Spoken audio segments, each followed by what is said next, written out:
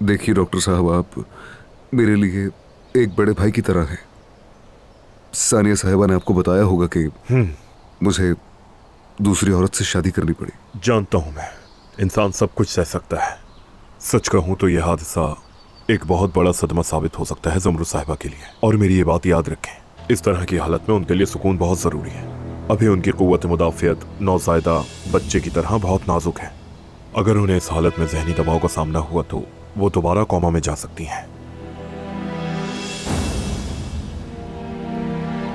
तो हमें उसे नहीं बताना चाहिए। जी ऐसे ही है। मेरा ये ख्याल है कि आपको ये बात तब तक राज रखनी चाहिए जब तक वो पूरी तरह ठीक ना हो जाए। आप ये बात अपने घर वालों और दोस्तों किसी को भी ना बताएं। मैं इस राज कैसे रख सकता हूँ डॉक्टर साहब? आप कह रहे हैं कि मैं इस राज को उसके सामने छुपा के रखूं? ये बस हम उनकी भलाई के लिए कर रहे हैं, बस इतनी सी बात है। समझ गया। आपके सामने हमने बहुत मेहनत की है और इस नतीजे पर पहुंचे हैं। मानता हूँ दवा इलाज अहम है, लेकिन आज जो आपकी बीवी होश में आई है वो सिर्फ और सिर्फ आपकी वजह से। डॉक्टर साहब आइए, दरवाजे तक छोड़ देता हूँ। तुम ज़मरुद को अकेला मत छोड़ो, उसे तुम्हारी बहुत ज़रूरत है। बस तुम उसके पास ही रहो। खुदा हाफिज। खुदा हाफिज। डॉक्टर साहब, हालत कैसी है उसकी? ठीक तो है ना? वो उसके बाजू, उसकी टांगें, उसके कान, नाक, उसका गला, उसकी दिमागी हालत क्या बिल्कुल ठीक है? ज़मरुद साहिबा ने आज हम सबको हैरान कर दिया। वो अब मजीद बेहतर होंगी, कोई मसले की बात नहीं है। पूछने का मकसद सिर्फ ये है कि उसके दिमाग को कोई नुकसान तो नहीं हुआ होगा ना? मुझे उम्मीद है ऐसा नहीं होगा पास साहब। मैंने उन्हें सिर्फ एक ही दवा तजवीज़ की है जिससे उन्हें सुकून की नींद आ सकती है। हाँ, थोड़ी बहुत सुस्ती होगी लेकिन घबराने की बात नहीं, और वक्त के साथ साथ वो मजीद बेहतर होती जाएंगी। अरे हाँ, ये तो आपने बिल्कुल ठीक कहा। मैं भी यही कहता हूँ कि डिप्रेशन से बेहतर नींद है। मैंने ठीक कहा ना मेरे प्यारे डॉक्टर? हर चीज का इलाज होता है आपके पास, और इसका भी निकला है। मैं समझा नहीं।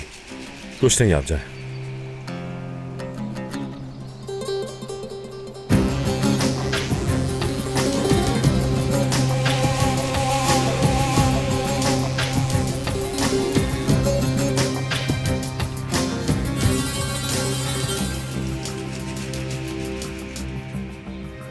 आप भी इस हंगामे से भाग रही हैं अजमत साहिबा? नहीं मेरी जान, मैं तो इस मुआवजे पर खुदा का शुक्र अदा कर रही हूँ। मेरा पोता बहुत खुश है ना? एक ही दिन में उससे 2 बीवियां और एक बेटी मिल गई। तो अब क्या होगा अजमत साहिबा? मैंने अब्बास साहब से भी पूछा, लेकिन हम सब जानते हैं असल मलिका आप हैं।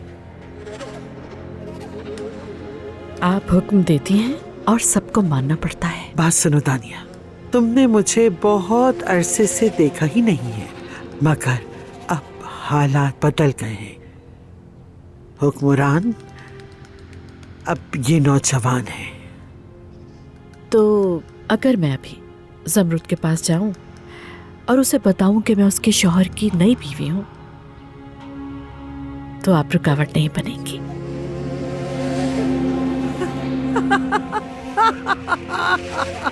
दानिया तुम बहुत बदल गई हो।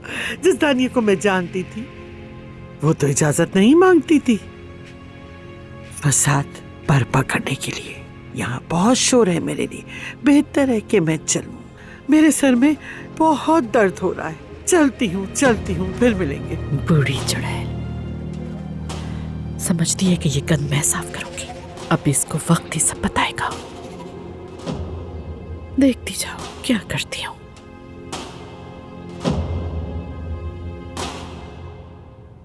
मैं कहाँ हूँ? क्या हुआ था मुझे? शुक्र है खुदा का। अच्छा बेटा, हमने घर बदल लिया है, हम दूसरे घर में हैं अब। ये ज्यादा अच्छा है। अच्छा और सुनो, ज़मरुद सब कुछ हमारे हाथ में है। आपा कैसी हैं आप? क्या कुछ चाहिए आपको? अदनान, अदनान कहाँ है? अभी तो यहीं था, कहाँ गया? अदनान यहाँ आओ बेटा, यहाँ आओ। आजा आजा आजा।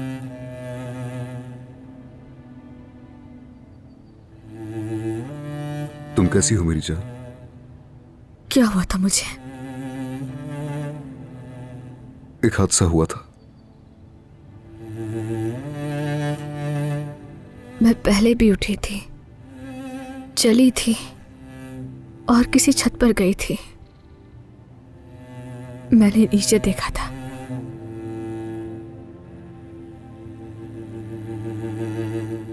बहुत भीड़ थी। उसके बाद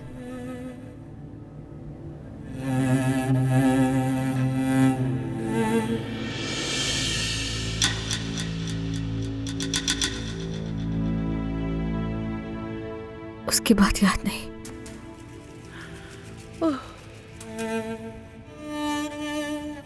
कैसे महसूस कर रही हो? अब तुम बेहतर हो? मेरे साथ कब हुआ हादसा?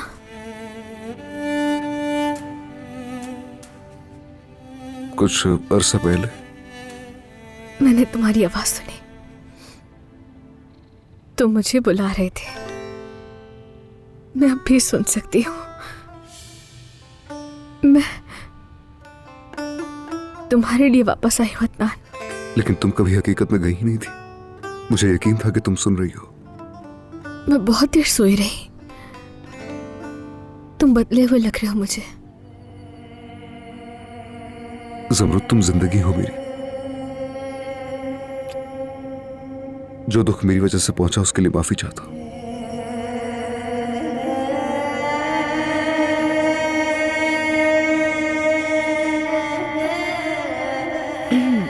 अदनान, तुम्हारे पास 1 मिनट है? क्या हुआ? अच्छा लग रहा है देखकर। होश में आ गई है। ये कौन है? निकलो, निकलो यहां से। मेरी जान, कौन थी वो औरत? अदनान बाहर क्यों गया? मलिहा, कौन है ये औरत, जानती हो? नहीं, मैं नहीं जानती। पिछले दिनों इस घर में बहुत सारे लोग आते जाते रहे। ये भी हो सकता है कि ये कोई मेहमान हो। हर वक्त तो यहाँ भीड़ लगी रहती है बेटा। अच्छा तुम छोड़ो इन सबको, मेरी बात सुनो। मैं तुम्हारे लिए अच्छा सा सूप बनाती हूँ, बहुत सारी मुर्गी और सब्जियों के साथ। बहुत अच्छा रहेगा, है ना? तुम्हें तो पसंद भी है। सानिया, अच्छा रहेगा ना? हाँ। मेरी जान,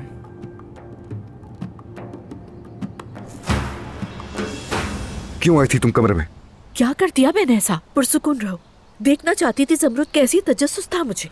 दानिया, अगर तुमने मेरी बीवी को परेशान करने की कोशिश की तो फिर देख लेना। तुम क्या समझते हो मैं कौन हूँ? क्या तुम सोचते हो कि मैं किसी औरत को जो मौत के मुंह से वापस आई है जाके कह दूं मैंने तुम्हारे शौहर से शादी कर ली है? क्या तुम मुझे संदिल और बेरहम औरत समझते हो? अच्छा, मुझे गलत मत समझना, लेकिन ये बहुत ही नाजुक सूरत हाल है। डॉक्टर ने भी यही कहा है कि ज़मरुद से हमें ये सब कुछ छुपा कर रखना है। ठीक है? ठीक है, समझ गई। लेकिन कब तक? कब तक क्या? अदनान देखो, क्या ईशा हमारे साथ नहीं रहेगी? क्या हम उसे नहीं बताएंगे कि हम उसके वालिदैन हैं? क्या होगा फिर? वक्त दानिया, मुझे वक्त चाहिए ताकि मैं सब कुछ ठीक कर सकूं। ठीक है, मैं तुम्हें बताती हूँ। हम इस शादी को फिर खत्म कर देते हैं और मैं अकेली कस्टडी हासिल करने की कोशिश करती हूँ। इस तरह तुम्हारे मसाइल हल हो जाएंगे। तुम्हारा क्या मतलब है? क्या मतलब हमने पहले कोई मुआयदा नहीं किया था क्या? ये नहीं कहा था कि ईशा को ज्यादा देर अकेला नहीं रहना चाहिए? क्या अब हम कस्टडी के लिए लड़ेंगे? अदनान, मैं तुम्हारी जिंदगी में मसला नहीं चाहती। माजी में जो कुछ हमारे दरमियान हुआ तुम उस पर नाराज हो, मैं जानती हूँ, और तुम्हें हक भी है। ठीक है, मैं समझ सकती हूँ, लेकिन तुम ये अच्छी तरह जानते हो मुझे इस वक्त सिर्फ अपनी बेटी की परवाह है।